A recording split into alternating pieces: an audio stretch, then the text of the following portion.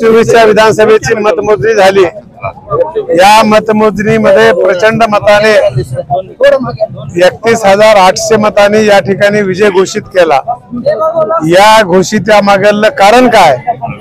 आतापर्यंत अहमदपूरमध्ये दुसऱ्यांदा निवडून येत नाही अशा आपली भावना होती, पण मतदार बंधूंनी आणि कार्यकर्त्यांनी हे तुम्ही जे भावना निर्माण केली होती ते फेल ठरली आणि या निवडणुकीमध्ये शेवटी विकासाच्याच मुद्द्यावर जनतेने निवडून दिलं।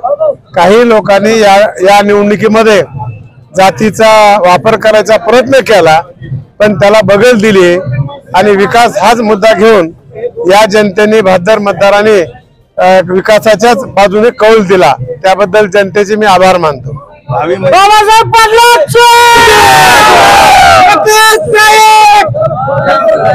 चलो